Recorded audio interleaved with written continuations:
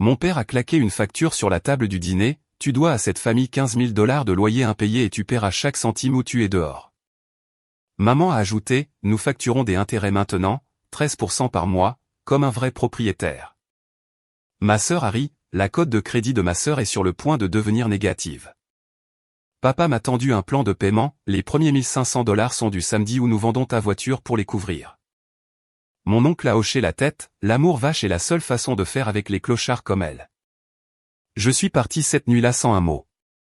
Une semaine plus tard. Ma sœur, 1h30 du matin, mec, maman a trouvé quelque chose dans le courrier et elle hurle, s'il te plaît réponds. Oncle, 1h42 du matin, tes parents sont chez moi en train de pleurer, s'il te plaît, appelle-les simplement. Je m'appelle Madison Carter. J'avais 29 ans quand mon père a claqué une facture agrafée sur la table du dîner comme s'il signifiait une ordonnance du tribunal au lieu d'un pain de viande. Tu dois à cette famille 15 000 $ de loyer impayé, a-t-il dit, tapotant la page avec 2 doigts. Et tu paieras chaque centime où tu es dehors. Ma mère n'a même pas eu l'air embarrassée. Elle a levé son verre de vin et a ajouté, nous facturons des intérêts maintenant, 13% par mois, comme un vrai propriétaire. Ma sœur a ri si fort qu'elle a failli laisser tomber son téléphone. La cote de crédit de Madison est sur le point de devenir négative, a-t-elle dit, en train de taper, les pouces volants comme si elle était impatiente de le dire à quelqu'un. Puis mon père a fait glisser une deuxième feuille. Un plan de paiement, des colonnes nettes, des dates d'échéance, des pénalités. Les premiers 1 500 sont du samedi, a-t-il dit. Si tu les manques, nous vendons ta voiture. Mon oncle, qui était arrivé sans y être invité, mais qui se matérialisait toujours lorsque l'humiliation était au menu, a hoché la tête comme un prêtre rendant son jugement.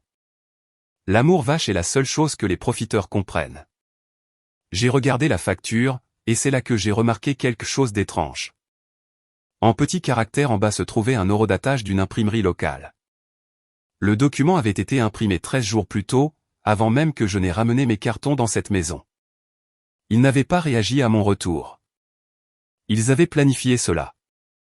Ils avaient mis la table, invité mon oncle, répété les répliques et attendu que je m'assoie pour transformer le dîner de famille en une embuscade. Avez-vous déjà réalisé que la maison qui vous a élevé était discrètement devenue le premier endroit conçu pour vous briser? Avant que je vous dise ce qu'il a dit ensuite et ce qui s'est passé après que je sois parti, dites-moi quelle heure il est pour vous en ce moment et d'où vous regardez. Je suis curieuse de voir jusqu'où cette histoire voyagera. Je n'ai pas crié. C'est la partie qui les a le plus dérangés. J'ai simplement posé ma fourchette, plié la facture une fois et regardé autour de la table assez longtemps pour mémoriser chaque visage. Mon père avait l'air satisfait de lui, comme s'il avait enfin trouvé un moyen de mettre un prix sur l'obéissance. Ma mère portait cette expression froide qu'elle utilisait toujours quand elle voulait que la cruauté paraisse pratique. Ma sœur avait son téléphone pointé vers moi, faisant semblant de vérifier ses messages tout en enregistrant secrètement ma réaction. Et mon oncle était assis là, hochant la tête, suffisant et vertueux, le même homme qui avait emprunté de l'argent à 3 parents et n'en avait remboursé aucun. Tu as fait une feuille de calcul pour ta propre fille, ai-je demandé. Non, a dit mon père. J'ai fait une feuille de calcul pour une adulte qui pense qu'elle peut entrer et sortir de cette maison chaque fois que la vie devient difficile. J'ai de nouveau baissé les yeux sur la page. Loyer, service public, frais de désagrément, ajustement de retard, supplément pour tension émotionnelle. Il avait littéralement inventé des frais justes pour que le nombre atteigne 15 000. Tension émotionnelle, ai-je répété. Ma mère s'est penchée en avant. Sais-tu quel stress tu as causé à cette famille au fil des ans? Belle a ricané. Honnêtement, elle devrait être reconnaissante que papa ne lui ait pas facturé au mois. Puis elle a posté quelque chose dans sa story privée et a incliné l'écran juste assez pour que je puisse voir la légende. La profiteuse est revenue à la maison, lol. Cela aurait dû faire moins mal que ça ne l'a fait. Mais il y a quelque chose de particulièrement pourri à regarder sa propre sœur transformer son pire moment en mépris. Je me suis levé et j'ai pris la facture avec moi. Assieds-toi, a aboyé mon père. Nous n'avons pas fini. Non, ai-je dit, vous avez fini. À l'étage, je suis allé dans la chambre qui était la mienne. La plupart de mes anciennes affaires avaient disparu. La bibliothèque que j'avais construite au lycée avait été déplacée. La photo encadrée du trophée de débat manquait. Et sur le portrait de famille accroché près du couloir, quelqu'un avait dessiné un X rouge sur mon visage avec un marqueur effaçable à sec. Pas permanent, mais délibéré. La cruauté temporaire est toujours de la cruauté. J'ai regardé cette photo et j'ai été frappé par un souvenir si fort que ça m'a presque coupé les jambes.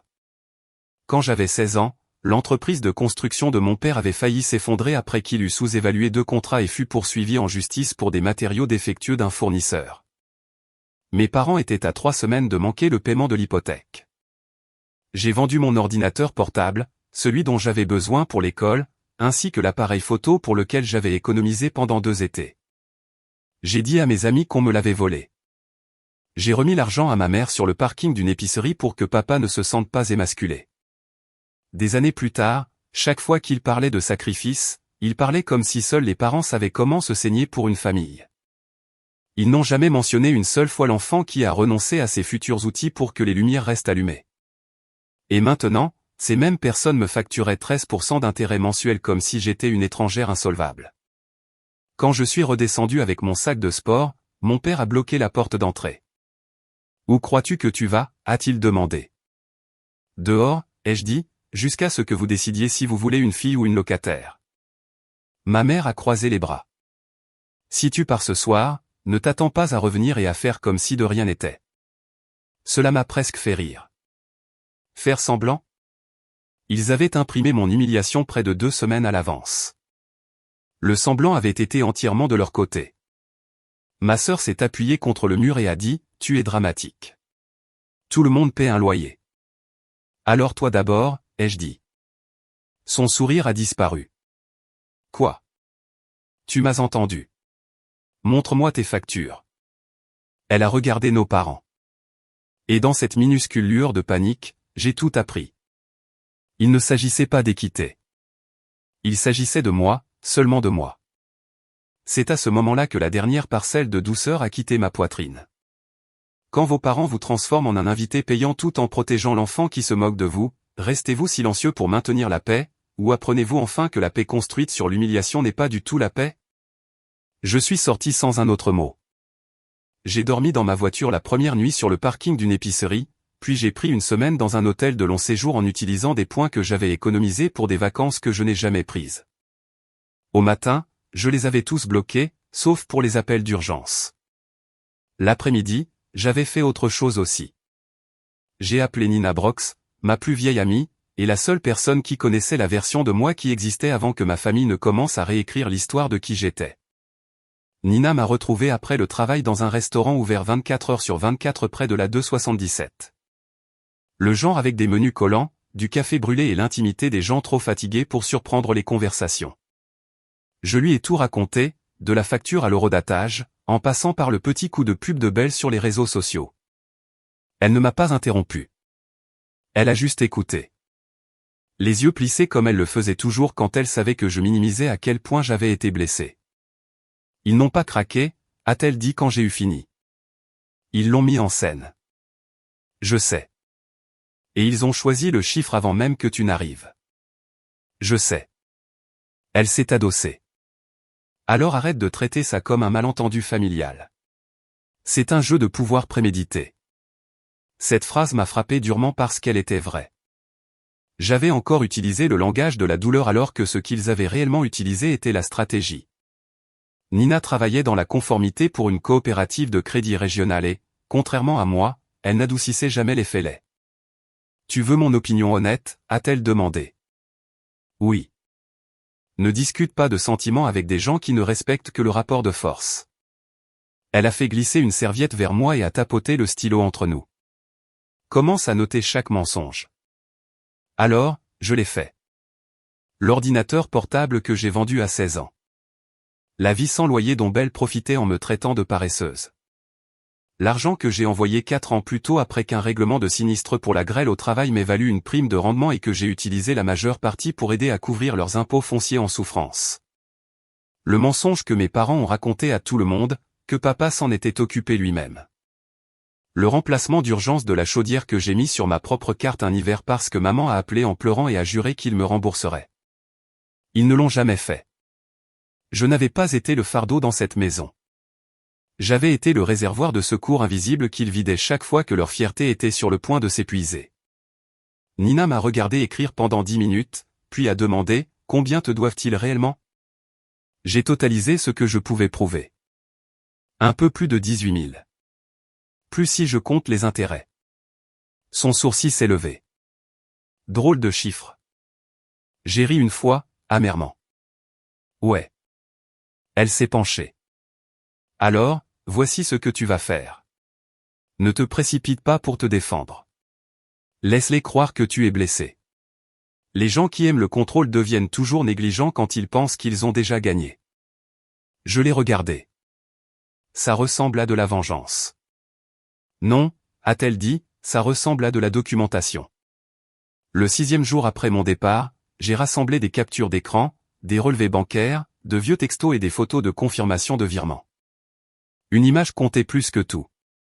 Une capture d'écran datant de 4 ans plus tôt montrant un virement de 8 400 $ à ma mère avec la mention impôt foncier.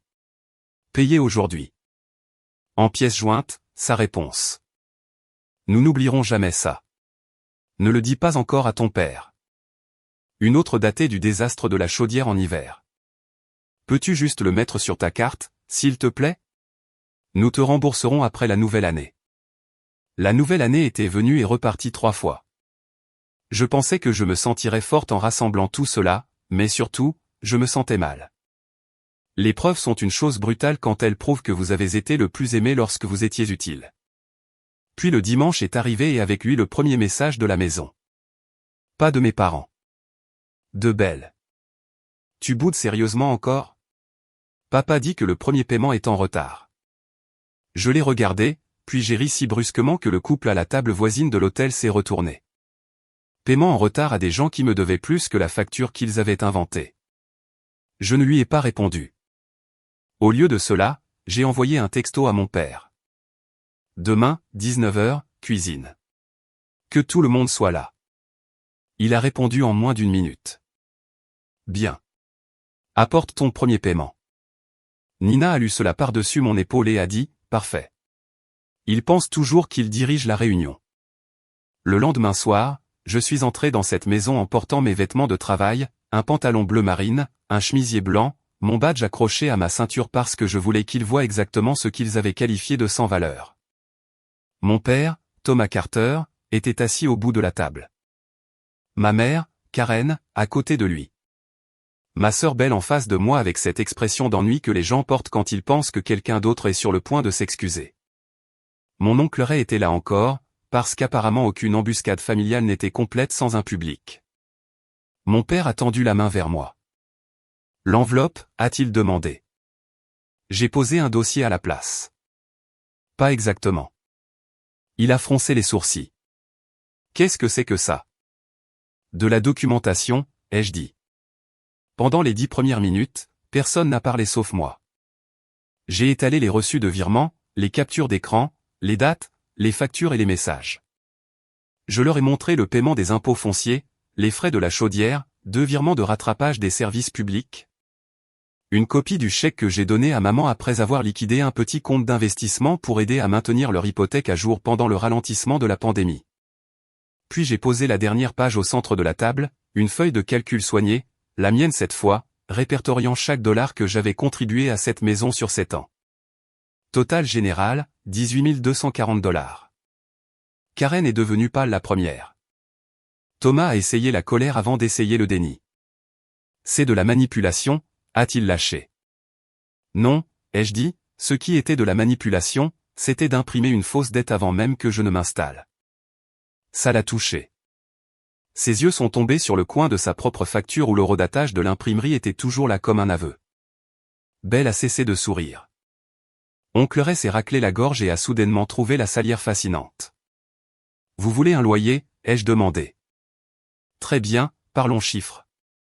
Mais avant que vous ne perceviez $1 de ma part, je veux une déclaration signée reconnaissant que j'ai renfloué financièrement ce foyer à plusieurs reprises tout en étant publiquement traité comme un fardeau. Karen a finalement retrouvé sa voix. Tu ne peux pas forcer tes parents à signer quelque chose comme ça. Non, ai-je dit calmement. Mais je peux forcer la réalité à entrer dans la pièce. J'ai fait glisser 2 copies dactylographiées sur la table. Nina m'avait aidé à les rédiger. Rien de dramatique, juste des faits, des dates, des montants, la reconnaissance d'une aide financière antérieure, la reconnaissance que la demande de loyer de 15 000 $ n'avait aucune base de bail et aucun accord écrit préalable.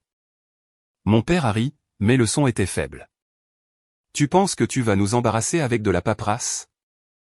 Non, ai-je dit, je pense que j'en ai fini d'être la seule dans cette famille à devoir avaler l'embarras en silence. Belle a marmonné, c'est insensé. Je me suis tourné vers elle. Tu as posté sur moi, n'est-ce pas? Sa mâchoire s'est crispée. Alors, vas-y. Poste ça aussi. Le silence est tombé sur la table comme une trappe. Avez-vous déjà sauvé des gens qui ont ensuite essayé de vous facturer votre amour en retour comme si c'était une dette? Parce que si c'est le cas, alors vous savez déjà que la partie la plus laide n'est pas l'argent, c'est le droit que l'on s'octroie. Après une longue minute, ma mère a signé la première. La honte rend certaines personnes plus douces. Dans son cas, cela l'a juste rendue tremblante. Mon père a signé parce qu'il pensait que signer mettrait fin à l'humiliation plus rapidement. Ce ne fut pas le cas. J'ai pris les pages, les ai remises dans mon dossier et je me suis levé. Oncle Ray a posé la question qu'aucun d'eux ne voulait dire à voix haute. Alors, et maintenant? Je les ai regardés tous les quatre et j'ai répondu honnêtement. Maintenant, vous vivez avec ce que vous avez essayé de faire. J'étais à mi-chemin de la porte quand mon père a dit, tu vas vraiment partir pour de la paperasse? J'ai fait une pause. Non, je suis parti parce que ma famille a confondu l'accès à moi avec la propriété. Je les ai laissés avec ça. Si l'histoire s'était terminée là, elle aurait été assez douloureuse. Mais ce ne fut pas le cas, car exactement une semaine après la nuit où mon père a exigé 15 000 $ de faux loyer, mon téléphone a explosé à 1h30 du matin.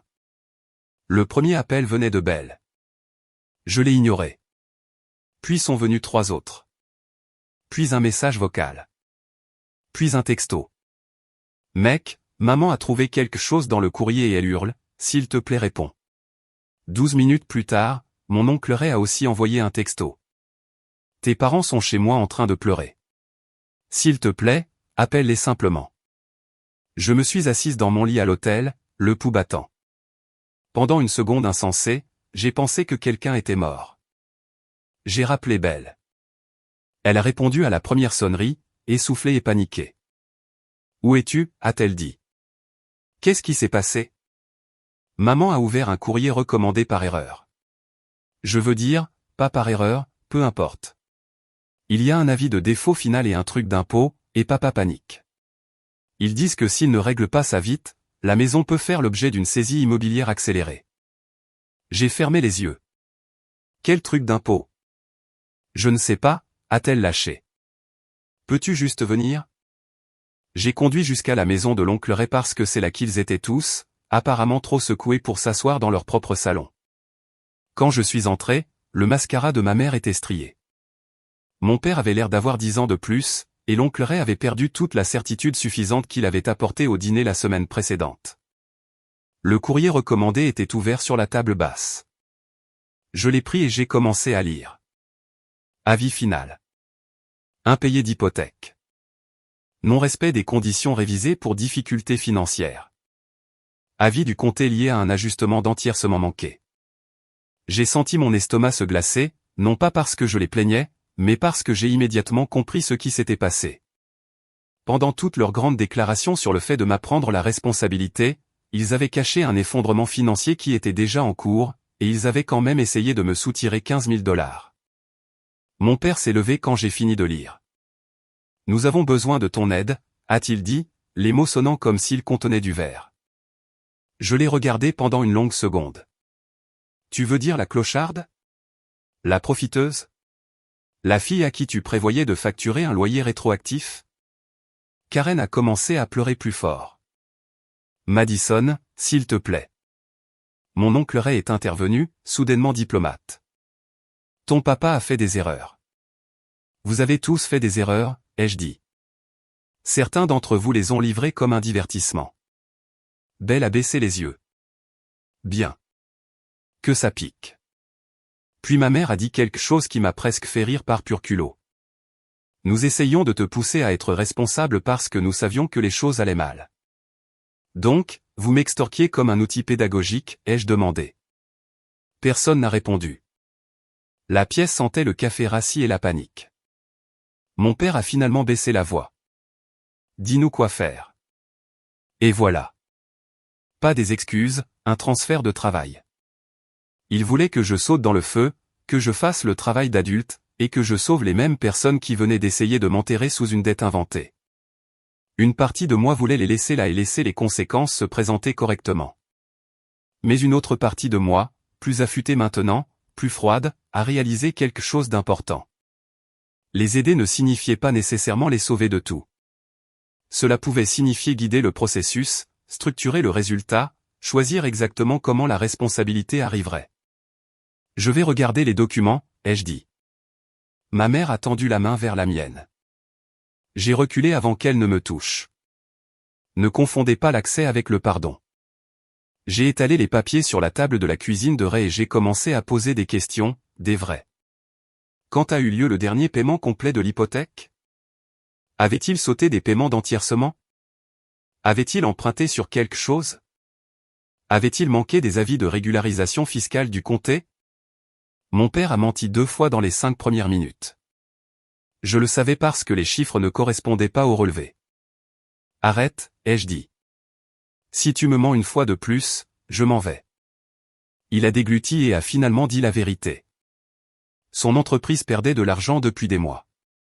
Ma mère avait discrètement puisé dans un compte d'épargne qui était censé couvrir les lacunes d'assurance et ne l'avait jamais reconstitué. Et voici le détail qui a tout changé. Ils avaient caché près de 20 000 $ sur un compte séparé, non pas pour sauver la maison, mais pour créer un coussin de lancement pour que Belle déménage à Atlanta. De l'argent pour l'enfant en or. Pas pour l'hypothèque, pas pour les impôts, pas pour le toit au-dessus de la tête de tout le monde. Belle fixait le sol comme si elle souhaitait pouvoir disparaître. Vous aviez 20 000, ai-je demandé. Karen a chuchoté. Ce n'était pas si simple. C'est exactement aussi simple. Je me suis tourné vers Belle.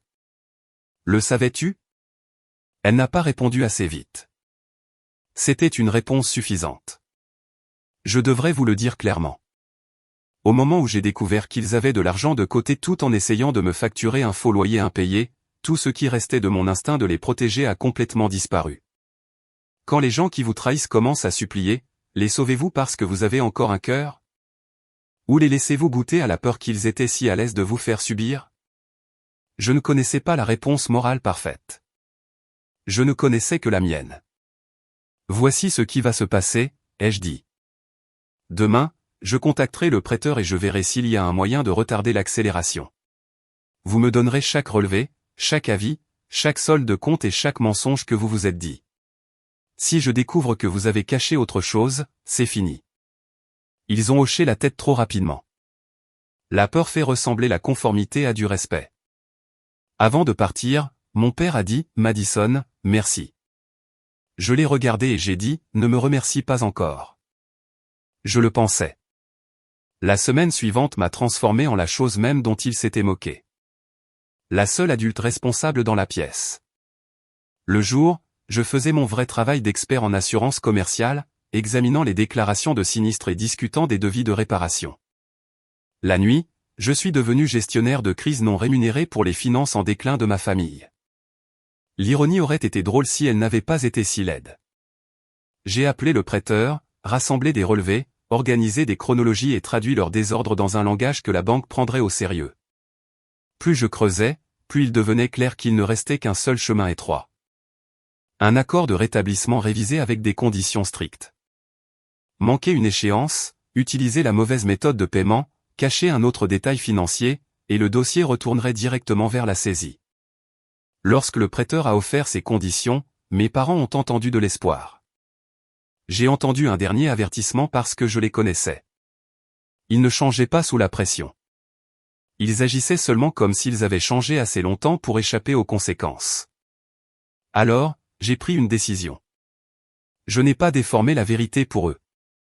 J'ai expliqué ce qui devait être expliqué, mais j'ai laissé la gravité exactement où elle devait être. Mon père a entendu, nous avons encore une chance. J'ai entendu, la prochaine erreur met fin à tout. Sur le chemin du retour, ma mère n'arrêtait pas de dire, tu nous as sauvés. Je lui ai dit, non, je vous ai acheté du temps. Ce soir-là, mon père a suggéré que nous repartions à zéro. Ce qui, dans ma famille, signifiait généralement prétendre que la mémoire était le vrai problème. J'ai accepté de dîner quand même parce que Nina m'avait dit, laisse-les parler tant qu'ils pensent encore que survivre les rend innocents. Alors, j'ai enregistré la conversation. Autour d'une casserole et de thé glacé, ils ont commencé à se réécrire en temps réel. Ma mère a dit que le stress les avait rendus durs. Mon père a dit que tout le monde avait dit des choses qu'il ne pensait pas. Belle a marmonné que tout cela avait dégénéré. Je les ai laissés parler, puis j'ai posé une simple question. Est-ce que l'un de vous a réellement cru que je devais 15 000 $ de loyer impayé? Silence. Puis finalement, mon père a admis, non. J'ai continué. Avait-il préparé la facture avant que je ne revienne? Oui. Le but était-il de me faire pression pour que je couvre leurs problèmes financiers? En partie. Est-ce que Belle payait un loyer? Non. Savait-il tous qu'il y avait de l'argent caché tout en me demandant de l'argent? Oui. Les entendre l'admettre ne m'a pas guéri. Cela m'a clarifié. Il y a une différence. Le lendemain matin, j'ai envoyé l'audio à Nina et elle a répondu par une seule phrase, « Garde tous les reçus ». Pendant ce temps, ma famille agissait comme si elle était transformée. Ma mère m'appelait soudainement à nouveau chérie. Mon père a proposé de m'aider avec ma voiture. Belle a posté une photo de tasse à café avec la légende, « Saison de la guérison », ce qui m'a presque fait rire. Ce n'était pas de la guérison, c'était un changement d'image. Une semaine plus tard, le premier paiement en vertu du nouvel accord était dû. J'ai rappelé mon père 2 fois. Il m'a repoussé les 2 fois et a agi comme s'il était insulté que je vérifie. Puis il a envoyé un chèque personnel au lieu d'envoyer les fonds certifiés que le prêteur exigeait. Pire encore, il l'a envoyé en retard parce qu'il attendait que de l'argent soit crédité. Quand j'ai vu le reçu, quelque chose en moi s'est figé. Je n'avais pas créé le piège. J'avais simplement cessé de les traîner autour. Au moment où le prêteur a signalé le paiement défectueux, le compte avait déjà déclenché un examen. Parce que le dossier était soumis à des conditions strictes, examen signifiait danger. Un vrai danger. Je n'ai rien dit ce jour-là. Je suis allé au travail, j'ai traité mes dossiers et j'ai attendu que l'email du prêteur arrive cet après-midi-là. Défaut à corriger. Accord en péril. Résiliation possible en attente d'un avis formel. Ce soir-là, ma famille a parlé pendant le dîner comme si rien de tout cela n'existait. Mon père s'est plaint du prix de l'essence. Ma mère a parlé de l'église. Belle a posé des questions sur les appartements à Atlanta. Il pensait toujours que ma compétence signifiait un sauvetage sans fin. Il croyait toujours que avoir besoin signifiait me posséder. Et c'est là que j'ai su exactement comment cela se terminerait. La vie est arrivée plus vite que je ne l'attendais. 2 semaines plus tard, une lettre officielle est arrivée confirmant que les conditions de rétablissement avaient été violées. À moins que le défaut ne soit corrigé immédiatement et d'une manière que mes parents ne pouvaient plus gérer, le prêteur irait de l'avant. J'ai lu l'avis seul dans ma voiture avant d'entrer. Puis je suis resté assise là pendant 5 minutes en me posant une question honnête. Allais-je vraiment laisser cela se produire? La réponse était plus simple que je ne le voulais. Je ne le laissais pas se produire. C'était eux. J'avais juste fini de me tenir entre eux et les conséquences.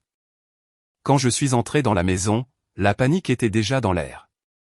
Mon père faisait les 100 pas. Ma mère avait clairement pleuré. Et Belle se tenait les bras croisés comme si la défensive pouvait en quelque sorte fonctionner comme une stratégie. À la seconde où mon père m'a vu, il a lâché. Tu savais que c'était sérieux. Je t'ai dit que le paiement devait être exact. J'ai dit, vous m'avez traité comme si je vous insultais. Tu aurais dû me le rappeler à nouveau, a-t-il crié. J'ai ri avant de pouvoir m'en empêcher. Alors, la fille que vous avez essayé d'extorquer aurait dû vous materner plus fort? Ma mère est intervenue avec la voix tremblante habituelle, mais je l'ai interrompue. Belle a frappé la paume de sa main contre le comptoir et a dit que tout cela avait empiré parce que j'avais tout axé sur l'équité. Puis elle a dit que si j'avais juste payé ce que papa exigeait au départ, peut-être que rien de tout cela ne serait arrivé. C'est à ce moment-là que j'ai su qu'elle n'avait absolument rien appris. Je les ai tous regardés et je l'ai dit clairement. Papa a caché la crise hypothécaire. Maman a aidé à rédiger une fausse facture de loyer. Belle s'est moquée de moi et a posté sur moi. Oncle Ray m'a traité de clocharde. Et après que je les ai quand même aidés, on me reproche l'effondrement qu'ils ont créé. Personne n'a eu de réponse. Mon père a essayé la vieille rengaine. Après tout ce que nous avons fait pour toi, et je l'ai fait taire en sortant la reconnaissance signée de tout ce que j'avais payé pour aider ce foyer au fil des ans. Je lui ai dit que cette phrase avait expiré. La pièce est devenue silencieuse après ça. Il a su alors, peut-être pour la première fois, que le chantage affectif ne fonctionnait plus. Pendant qu'il se disputait et pleurait, mon téléphone a vibré dans ma poche. C'était le prêteur confirmant que les étapes formelles d'accélération commenceraient dans les 30 jours sans un redressement certifié immédiat. C'était la vraie date limite. Seul moi savais à quel point le bord était déjà proche. Quelques minutes plus tard, ma mère m'a regardé avec un espoir désespéré et a chuchoté « Peux-tu arranger ça ?» J'ai pensé à la fausse facture, aux économies cachées, au X rouge sur mon visage sur le portrait de famille, et à la façon dont ils continuaient d'appeler mon travail de l'amour seulement quand ils en avaient besoin.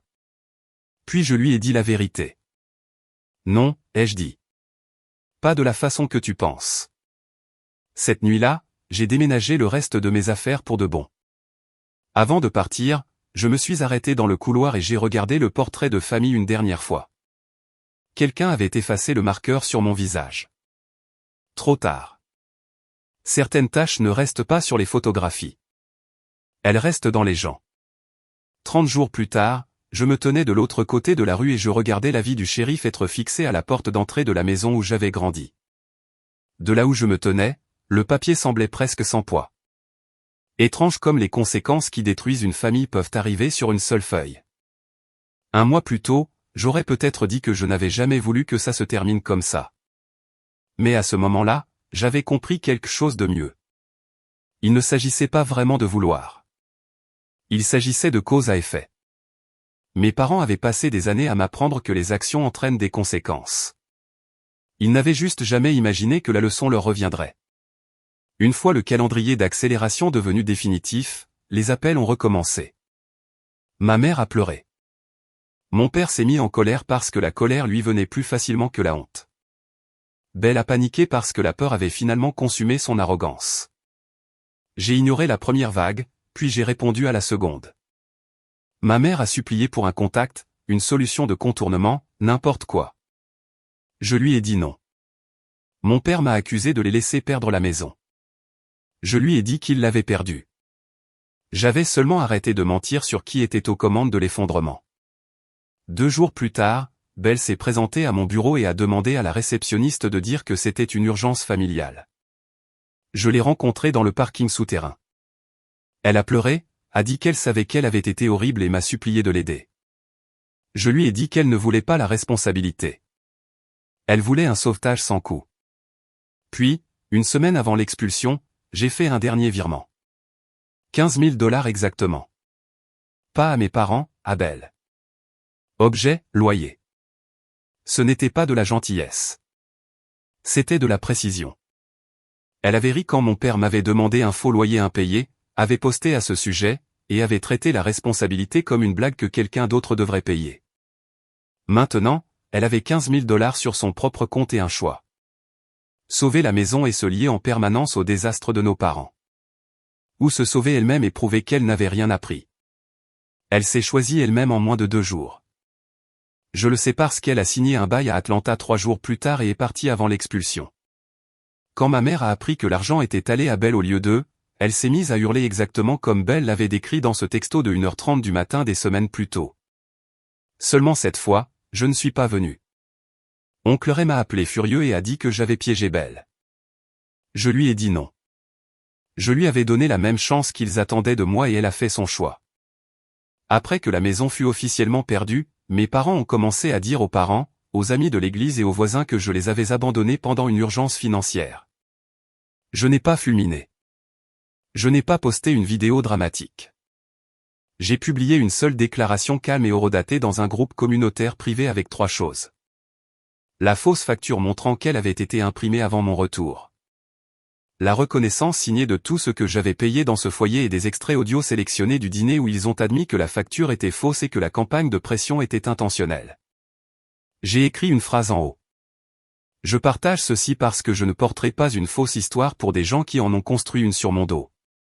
C'était suffisant. La vérité a suivi son propre chemin. Mon père a perdu des contrats de sous-traitance. Ma mère a démissionné de son ministère du budget de l'église. Le nouvel employeur de Belle à Atlanta a trouvé ses publications moqueuses et le bavardage croissant autour du désordre familial, puis a discrètement retiré le poste dont elle s'était vantée en ligne. Personne n'a eu à les ruiner. Ils l'avaient déjà fait eux-mêmes. Ils ont tous appelé après ça, pleurant, s'excusant, négociant. Ma mère a dit, une famille ne se fait pas ça.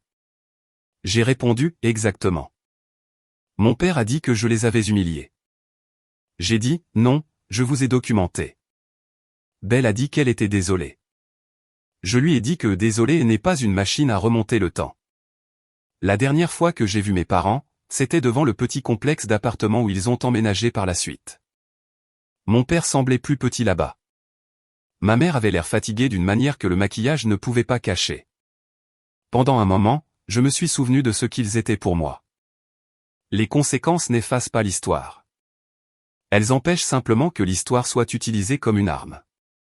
Ma mère a demandé si nous pouvions tout recommencer. Je lui ai dit la vérité. Vous vouliez que j'apprenne la responsabilité. C'est moi qui l'apprends. Puis je suis parti. Voici ce que cette histoire m'a appris. Les liens du sang n'excusent pas l'exploitation, et un foyer n'est pas sacré simplement parce que vous y avez grandi. Pendant des années, j'ai pensé qu'être bonne signifiait absorber les dommages en silence, payer la facture, accepter l'insulte et maintenir la paix pour que tout le monde puisse continuer à prétendre que nous étions normaux. Mais protéger sa paix n'est pas de la cruauté. Refuser de financer sa propre humiliation n'est pas de l'égoïsme. Et parfois, la vengeance la plus honnête n'est pas du tout la rage. Parfois, c'est simplement de se retirer et de laisser la vérité recouvrer ce qui lui est dû. Alors, dites-moi, si les personnes qui étaient censées vous protéger essayaient de transformer votre amour en une dette, leur pardonneriez-vous ou les laisseriez-vous payer le prix fort? De mon point de vue, cette histoire ne concerne pas seulement la vengeance. Elle concerne la dignité, les limites et le refus final de porter un fardeau qui n'a jamais été le vôtre au départ. Ce qui la rend si puissante, c'est que le personnage principal ne s'est pas battu avec cruauté, mais avec la vérité, la patience et le respect de soi. Parfois, la leçon la plus difficile dans les histoires de famille est de réaliser que l'amour ne devrait jamais être utilisé comme un outil de culpabilité, de contrôle ou d'humiliation. En fin de compte, cette histoire montre que protéger sa paix n'est pas égoïste. C'est nécessaire. Qu'auriez-vous fait à sa place? Leur auriez-vous pardonné, les auriez-vous aidés à nouveau, ou seriez-vous parti pour de bon?